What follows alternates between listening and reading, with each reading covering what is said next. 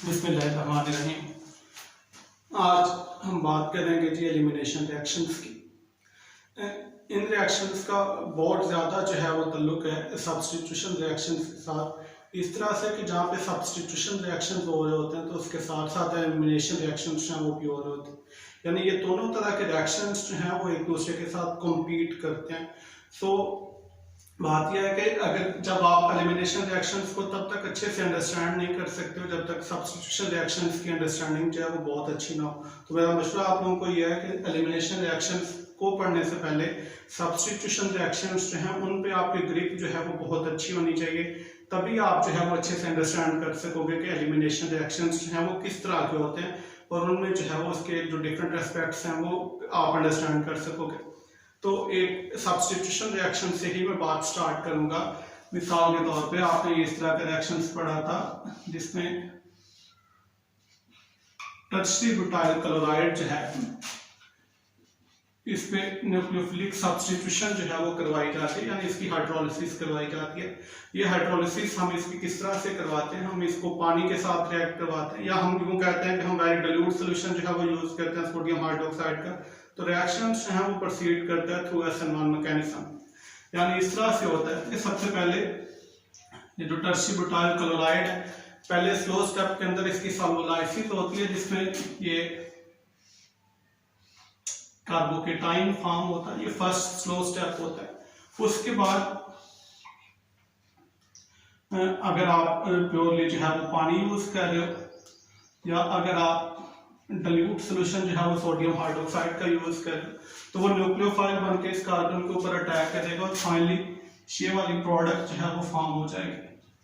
यानी during the course of reaction हुआ यह है कि ये क्लोराइड जो है इसको OH ने सब्स्टिट्यूट कर दिया। ये न्यूक्लियोफिलिक सब्स्टिट्यूशन रिएक्शन और ये टू स्टेप मैकेनिज्म है, यानी इसमें पहले जो है वो कार्बोकेटाइन बनता है देन फाइनल प्रोडक्ट बनती है। तो ये SN1 मैकेनिज्म। इसके बरक्स एलिमिनेशन रिएक्शंस जो हैं वो किस तरह से होते हैं।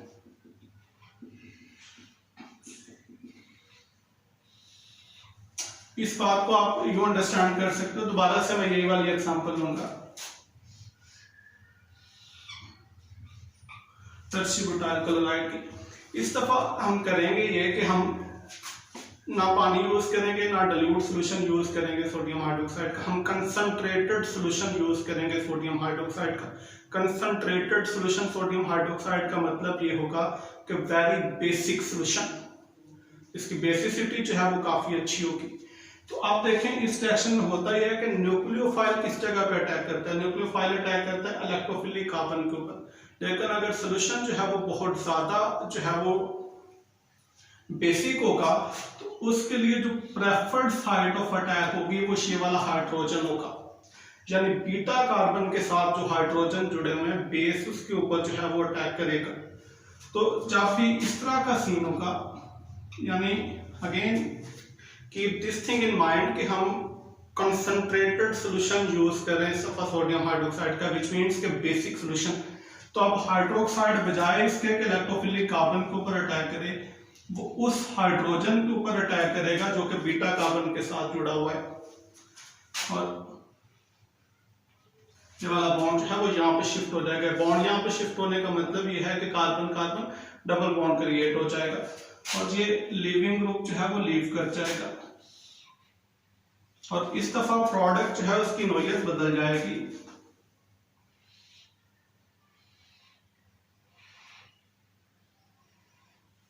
यानी ये प्रोडक्ट जो है वो फॉर्म होगी। यानी ये प्रोडक्ट का मतलब ये है कि अब आपके पास एक कार्बन कार्बन डबल बॉन्ड जो है वो फॉर्म हो जाएगा प्लस लिविंग ग्रुप जो है वो लीव कर जाएगा। तो इस तरह के रिएक्शन जो है इनको हम एलिमिनेशन रिएक्शन कहते हैं। यानी जो बेस है वो अटैक करता है बीटा कार्बन के हाइड्रोजन के ऊपर instead of electrophilic carbon, leaving group जो है वो लीव कर जाता है और एक नया कार्बन कार्बन बॉन्ड जो है वो डेवलप हो जाता है। This type of reactions are called elimination reactions. अब इस एग्जांपल को अगर हम देखें तो इसमें जो बेस है उसका अटैक करना, कार्बन कार्बन डबल बॉन्ड का बनना और न्यूक्लियोफाइल का लीव कर देना, ये सारा कुछ एक वक्त हुआ है, साइमल्टेनियसली हो रहा है। तो ये E2 तरह का रिएक्शन है। जिस तरह से हम कहते हैं कि SN1 और SN2 रिएक्शन होता है, इसी तरह से E1 और E2 रिएक्शन होते हैं। तो E2 रिएक्शन वो होगा जहां पे डबल बॉन्ड डेवलप होना, लीविंग ग्रुप का डिपार्चर, ये साइमल्टेनियस होगा। और अगर SN1 रिएक्शन की तरह कार्बोकेटाइन पहले बनता है, देन जो है वो आके बेस अटैक करता है, तो उस तरह के रिएक्शन को हम फिर E1 रिएक्शन कहेंगे।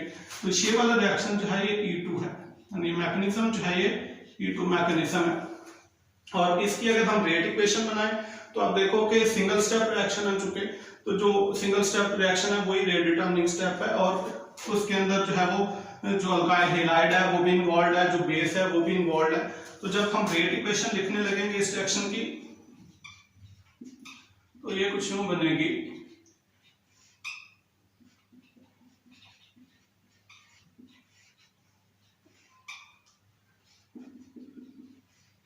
कि जो रेट ऑफ रिएक्शन है वो डिपेंड करेगा concentration of tertiary butyl chloride के ऊपर भी और बेस की कंसंट्रेशन के ऊपर भी।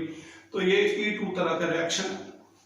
मैं दोबारा जो है वो रिपीट करता हूँ इस बात को कि एलिमिनेशन रिएक्शन और सब्स्टिट्यूशन रिएक्शन के अंदर बुनियादी फर्क ये है कि जो अटैकिंग स्पीशी है, अगर तो इलेक्ट्रोफिलिक कार्बन के ऊपर अटैक करे तो देन सब्स्टिट्यूशन होगी, और अगर attacking species instead of electrophilic carbon वो बीटा कार्बन के साथ जुड़े हुए हाइड्रोजन के ऊपर अटैक करती है, तो देन एलिमिनेशन रिएक्शन होता है। और as a result carbon carbon double bond जो है एक नया पैदा हो जाता है, क्रिएट हो जाता है। तो जिस तरह से SN1 और SN2 दो तरह के मैकेनिज्म होती हैं सब्स्टिट्यूशन के अंदर, सेम वे जो एलिमिनेशन रिएक्शन है इनके अंदर भी दो तरह के मैकेनिज्म्स होती हैं, यानी E1 और E2। ये एग्जांपल जो मैंने जहां पर डिस्कस की हुई है ये E2 मैकेनिज्म है, यानी इसके अंदर जो बेस का अटैक और कार्बन का लीविंग ग्रुप का डिपार्चर, ये दोनों साइमल्टेनियस होते हैं।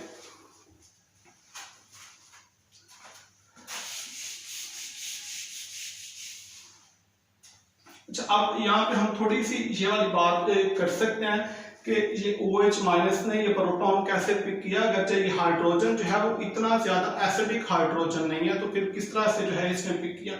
तो अब देखें आप कि असल में इस रिएक्शन को हेल्प जो है, यानी इसके पीछे जो ड्राइविंग फोर्स है वो कौन सी है कि क्लोराइड जब लीव करता है तो अपने साथ इलेक्ट्रॉन पेयर जो है वो लेके जाता है। तो चूंकि ये जो बनने वाली प्रोडक्ट है इसको इलेक्ट्रॉन अकोमोडेट करने का कोई मसला नहीं होता, तो इसलिए इसका हाइड्रोजन के ऊपर अटैक जो है इस OH माइनस का वो जस्टिफाइड है।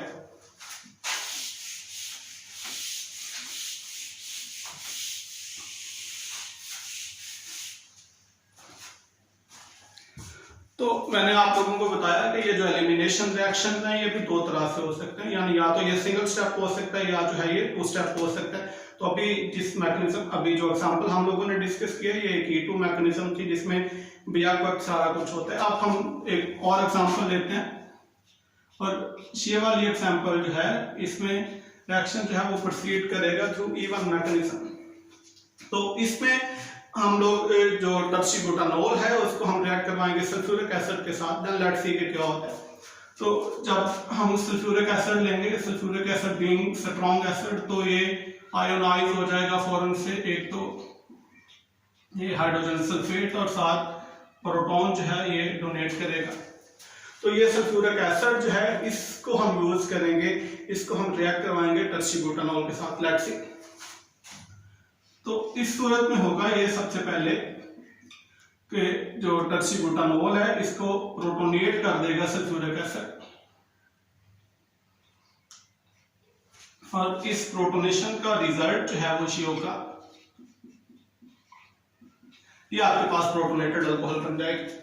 अब वाटर जो है इसके मुताबिक आप लोगों को बताया कि ये हाइड्रोक्साइड आयन की निस्बत जो है ये अच्छा लिविंग ग्रुप है। तो अब ये होगा कि ये वाटर जो है वो लिविंग ग्रुप बन के निकल जाएगा, और ये कार्बोकेटाइन जो है वो फॉर्म हो जाएगा। ये इस रिएक्शन का फर्स्ट स्टेप है जिसमें कार्बोकेटाइन जो है वो फॉर्म हो गया।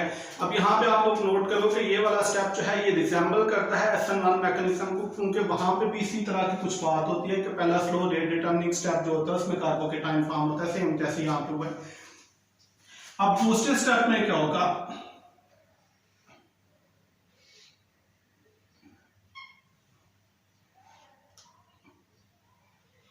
कि ये कार्बोकेटाइन जो फॉर्म हुआ है, और दूसरी तरफ आपके पास सल्फ्यूरिक एसिड का जो कॉन्जुगेट बेस है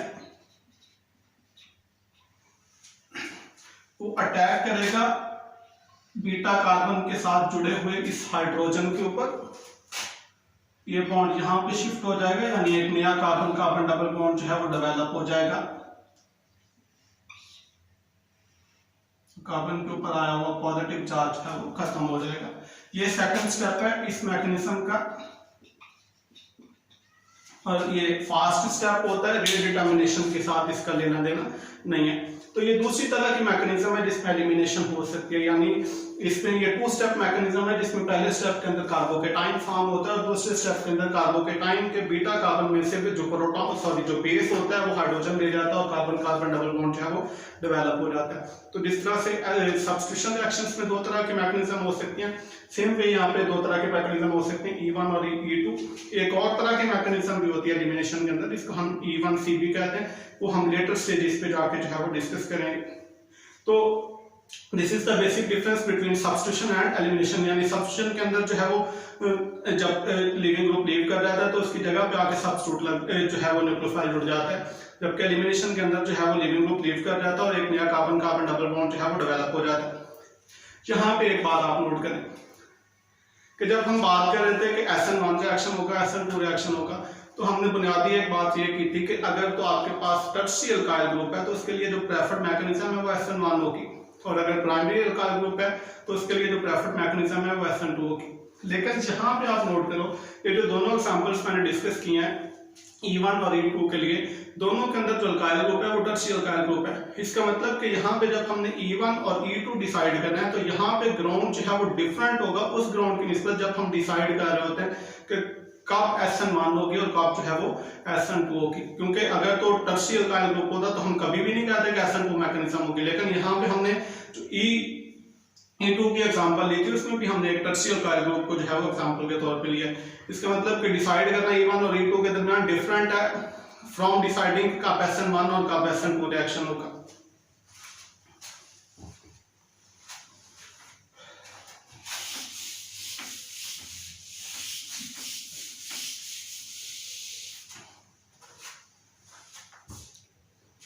अच्छा जी, अब हमने थोड़ी देर पहले ये वाली बात की कि ये एलिमिनेशन रिएक्शन और सब्स्टिट्यूशन रिएक्शन ये हमेशा साथ साथ चलते हैं, यानी जहाँ पे सब्स्टिट्यूशन हो रही होती है वहां पे साथ साथ जो है वो एलिमिनेशन भी हो रही होती है। लेकिन ये बात हमें पता कैसे चलती है कि सब्स्टिट्यूशन जो है वो प्रेफर्ड रिएक्शन होगा या एलिमिनेशन जो है वो प्रेफर्ड रिएक्शन होगा, यानी कौन से ग्राउंड्स हैं जिनकी बेस पे हम डिसाइड करते हैं कि कौन सा रिएक्शन जो है वो डोमिनेंट रिएक्शन होगा। तो देयर आर सर्टेन फैक्टर्स जो डिसाइड करने में आपको हेल्प करते हैं कि सब्स्टिट्यूशन होगी या एलिमिनेशन होगी। तो अब हम उन फैक्टर्स की तरफ जो है वो मूव करते हैं कि सब्स्टिट्यूशन कब होती है और एलिमिनेशन जो है वो कब होती है।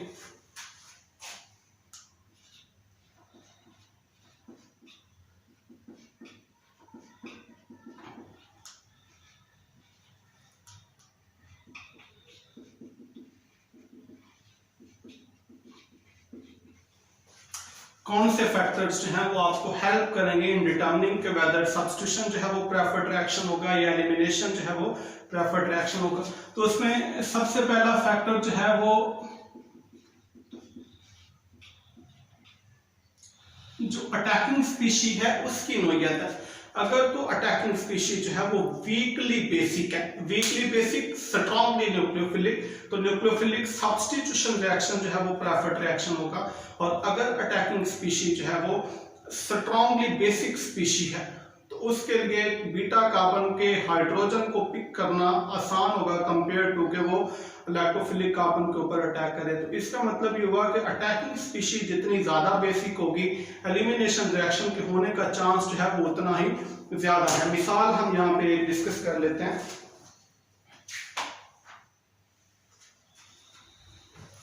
यही अभी जो थोड़ी देर पहले हमने टर्शीब्यूटाइल क्लोराइड जो लिया हुआ था उसी को हम डिस्कस करेंगे।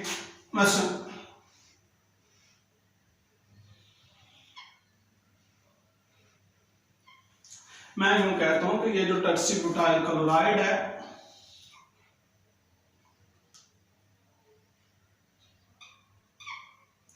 इसको हम रिएक्ट करवा लेते हैं एथेनॉल के साथ।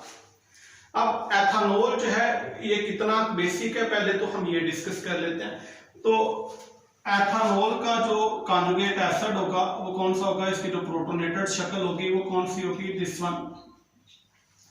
और प्रोटोनेटेड अल्कोहल जो है ये स्ट्रांगली एसिडिक है। स्ट्रांगली एसिडिक इस तरह से है कि इसकी pKa वैल्यू जो है वो अराउंड -7 होती है।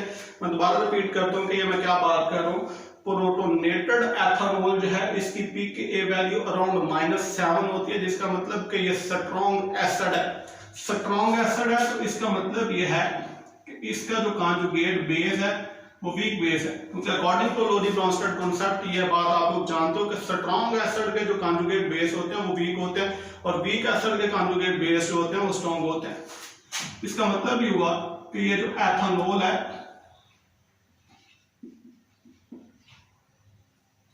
ये वीक बेस है।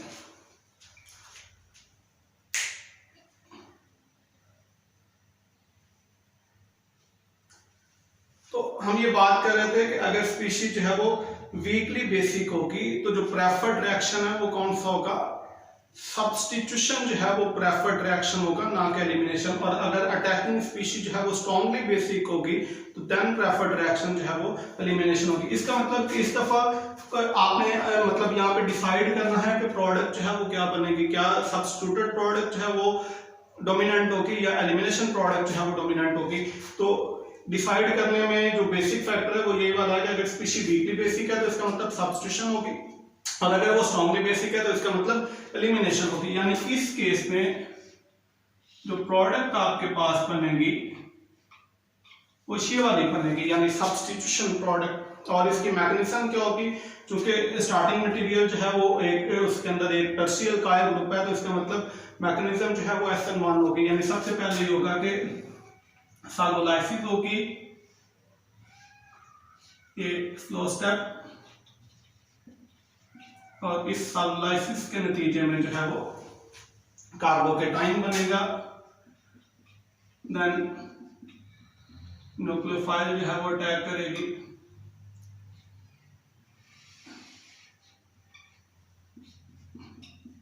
और ये फाइनल प्रोडक्ट बनेगी। यानी रिएक्शन जो है is going through SN1 mechanism.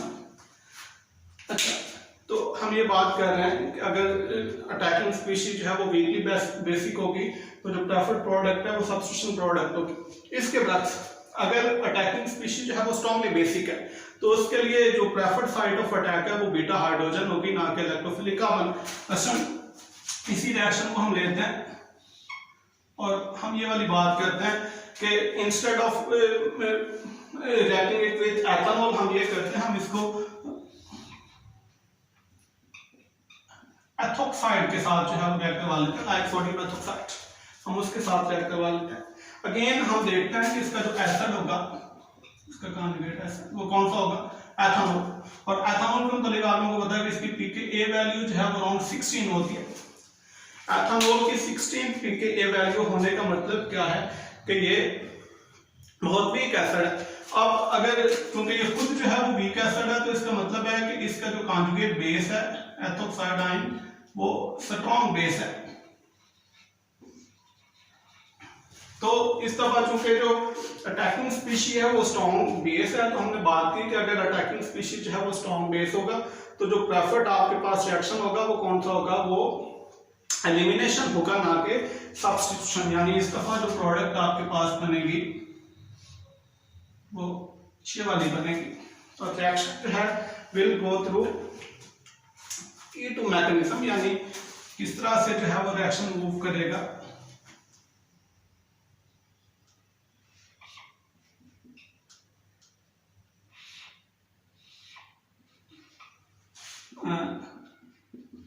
जो एथोक्साइड है वो यहाँ से प्रोटॉन पिक करेगा, बॉन्ड यहाँ पे शिफ्ट हो जाएगा और लिविंग ग्रुप जो है वो लीव कर जाएगा, जिससे वो वाली प्रोडक्ट बन जाएगी। यानी यहाँ पे SN1 और ये रिएक्शन जो है is going through E2 mechanism. Again आप इन दोनों एग्जांपल से ये वाली बात समझ सकते हो कि जो हम डिसाइड करते हैं कि E2 मैकेनिज्म कब होगी, ये बिल्कुल उस तरह से नहीं है कि जब E2 तभी होगी जब SN2 उधर से होनी थी और E1 तब होगी जब उधर से SN1 होनी थी, ऐसा नहीं है। यानी दोनों को डिसाइड करने में जो ग्राउंड्स हैं, वो जो रियलिटीज हैं, वो दे आर क्वाइट डिफरेंट। तो ये पहला जो है वो फैक्टर है जिसकी बेस के ऊपर आप जो है वो डिसाइड करते हो कि सब्स्टिट्यूशन कब होनी और एलिमिनेशन। और कंक्लूजन ये है कि अटैकिंग स्पीशीज जो है अगर वो स्ट्रॉन्गली बेसिक है तो एलिमिनेशन, अगर वो वीकली बेसिक है तो प्रेफर्ड जो रिएक्शन होगा वो सब्स्टिट्यूशन होगी।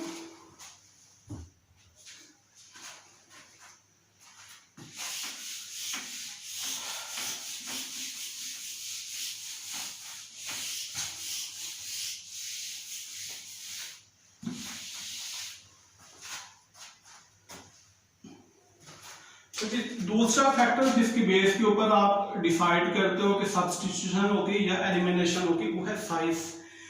अब यहाँ पे आप देखें कि सब्स्टिट्यूशन रिएक्शन के अंदर न्यूक्लियोफाइल जो है वो आके इलेक्ट्रोफिलिक कार्बन के ऊपर अटैक करता है। तो अब अगर तो जो सबस्ट्रेट है अगर तो वो बल्कि होगा तो इसका मतलब है कि न्यूक्लियोफाइल के लिए उस इलेक्ट्रोफिलिक कार्बन के ऊपर आगे अटैक करना उतना आसान नहीं होगा, क्योंकि उससे पीछे से जो है वो हर्डल्स आ रही होंगी। मतलब अगर वो बल्कि ग्रुप है तो उसके पीछे कुछ ऐसी हर्डल मौजूद है कि न्यूक्लियोफाइल का अटैक करना आपको उतना आसान नहीं होगा। अब ये वाली बात सोने पे सुहागा हो जाती है कि अगर जो अटैकिंग स्पीशी है वो भी बल्कि हो, अगर अटैकिंग स्पीशी भी बल्कि हो और जो सबस्ट्रेट है वो भी बल्कि हो तो फिर तो ऑलमोस्ट इम्पॉसिबल हो जाता है कि वो आके उस कार्बन के ऊपर अटैक करे, क्योंकि उसे जगह नहीं मिलेगी वहां पर अटैक करने के लिए। तो अब उसके लिए फिर जो प्रेफर्ड साइड ऑफ अटैक होगी डेफिनेटली वो बीटा हाइड्रोजन होगी। तो इसका मतलब कि स्पीशीज जितनी बल्कि होगी रिएक्शन उतना ही मूव करता जाएगा टुवर्ड्स एलिमिनेशन। इस बात को आप यूं समझ सकते हो, मसलन यहाँ पे मैं प्राइमरी अल्काइल क्लोराइड लेता हूं, अगर तो ये प्राइमरी होगा लेकिन बल्कि हम लेंगे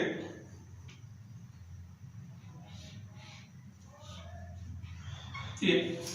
अब आप इस पे देखें कि ये वाला कार्बन जो है वो काफी हैवी कार्बन है, यानी इसके पीछे जो है वो काफी बड़ा ग्रुप जो है वो जुड़ा हुआ है।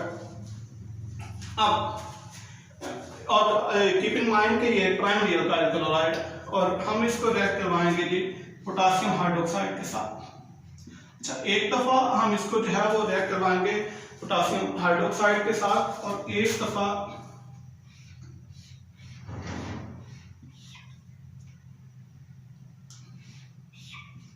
इसी अल्काइल हैलाइड को हम रिएक्ट करवाएंगे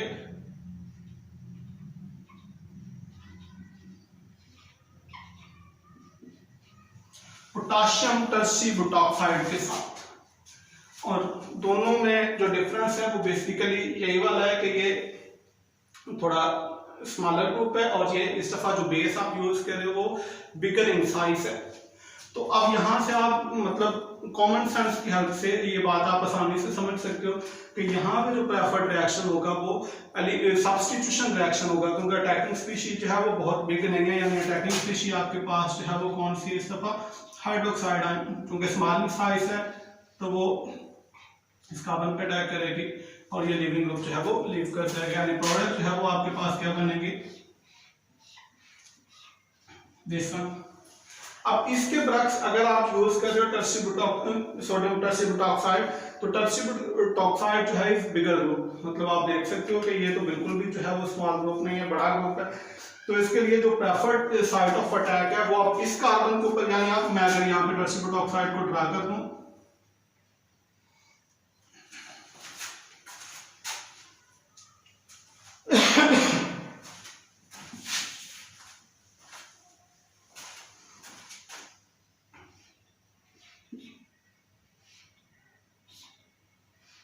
तो आप देख सकते हो this is bigger in size. तो बिगर इन साइज है तो इस कार्बन को ऊपर अटैक करना इसके लिए मुश्किल हो जाएगा, क्योंकि कार्बन जो है ये ऑलरेडी बल्कि ग्रुप है और ये वाला खुद जो है वो बल्कि ग्रुप आप आके। तो अब इसके लिए जो जगह है जहां पे इजीली अटैक आप कर सकते हैं, जो प्रेफर्ड साइड ऑफ अटैक होगी वो इसके लिए बीटा हाइड्रोजन होगी, यानी इस कार्बन के ऊपर अटैक करना इसके लिए मुश्किल होगा just because of its bigger size. आप ये अटैक करेगा इस हाइड्रोजन के ऊपर और ये वाली प्रोडक्ट जो है वो फॉर्म हो जाएगी।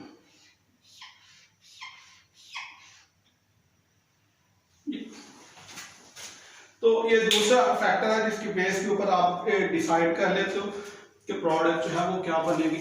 अगर चीजें जो है यानी अटैकिंग स्पीशी और जो रिएक्टेंट है दोनों ही उनका साइज जो है वो छोटा हो, समवट स्मॉलर हो, तो जो प्रेफर्ड रिएक्शन है वो सब्स्टिट्यूशन होगा। और अगर बल्कीनेस होगी अटैकिंग स्पीशी के हवाले से भी और जो ऑलरेडी रिएक्टेंट है उसमें भी बल्कीनेस होगी, तो जो प्रेफर्ड रिएक्शन होगा वो एलिमिनेशन होगा। तो ये दूसरा फैक्टर है जिसकी बेस पे आप डिसाइड कर सकते हो कि सब्स्टिट्यूशन होगी या एलिमिनेशन होगी।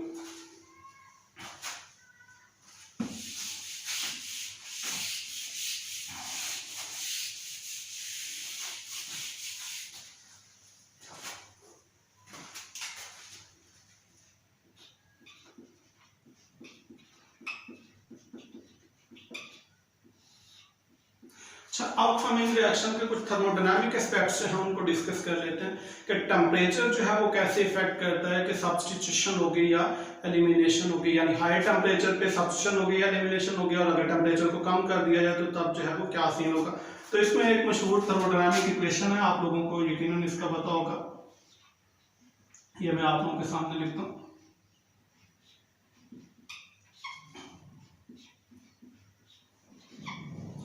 इसमें इस फैक्टर को हम ज्यादा जो है वो फोकस करेंगे। एस जो है ये एंट्रोपी के लिए होता है, एंट्रोपी डिसऑर्डरनेस या क्लोज होता है, आप उनको इसके मतलब पता है। एंट्रोपी एस जो है इज रिप्रेजेंटिंग एंट्रोपी। अब आप सब्स्टिट्यूशन और एलिमिनेशन दोनों तरह के रिएक्शंस को देखो। सब्स्टिट्यूशन रिएक्शन के अंदर ये होता है कि दो स्पीशी मिलती हैं और जो प्रोडक्ट बनती है वो भी दो ही होती है, यानी रिएक्टेंट साइड पे नंबर ऑफ पार्टिकल्स जो हैं वो दो होते हैं, न्यूक्लियोफाइल और सबस्ट्रेट, और प्रोडक्ट साइड पे भी दो ही चीजें होती हैं, यानी final product plus leaving group. इसके बरक्स अगर आप एलिमिनेशन रिएक्शन को देखो तो रिएक्टेंट साइड पे दो स्पीशी ही होती हैं, यानी बेस और जो सबस्ट्रेट है, और प्रोडक्ट साइड पे तीन चीजें फॉर्म होती हैं। यानी अभी जो पीछे हमने रिएक्शन लिया था उसमें आप देखो एक प्रोडक्ट बनी, एक पानी बना और एक जो है वो लिविंग ग्रुप। तो इसका मतलब ये हुआ कि एलिमिनेशन रिएक्शन में दो चीजें कंबाइन होती हैं और तीन चीजें फॉर्म होती हैं। दो से तीन बनने का मतलब क्या है कि एंट्रोपी जो है वो प्लस में आ रही है, और दो से दो बनने का मतलब है कि एंट्रोपी जो है ऑलमोस्ट सेम है। तो इसका मतलब ये हुआ कि जब भी एलिमिनेशन रिएक्शन होता है जिसमें दो चीजें जो है वो रिएक्टेंट साइड पे होती हैं, प्रोडक्ट साइड पे तीन चीजें जो है वो बन रही होती हैं, तो इसका मतलब एंट्रोपी जो है वो प्लस में आएगी। एंट्रोपी प्लस में आने का मतलब ये है कि ये वाला सारा फैक्टर जो है वो बढ़ जाएगा, बड़ा हो जाएगा, और ये वाला फैक्टर जितना बड़ा होगा ये जो फ्री एनर्जी है ये उतनी माइनस होती जाएगी, और जितनी माइनस होगी जाहिर रिएक्शन उतना जो है वो अच्छा होता जाएगा। इसका मतलब कि जब भी हम टेम्परेचर जो है वो ज्यादा लेंगे, टेम्परेचर ज्यादा लेंगे जब भी हम, तो ये वाला फैक्टर जो है वो इंक्रीज हो जाएगा, और जो प्रेफर्ड रिएक्शन होगा वो एलिमिनेशन होगा। और लोअर टेम्परेचर के ऊपर जब हम रिएक्शन कैरी आउट करेंगे लोअर टेम्परेचर के ऊपर, तो जो प्रेफर्ड रिएक्शन होगा वो सब्स्टिट्यूशन होगा। Thank you.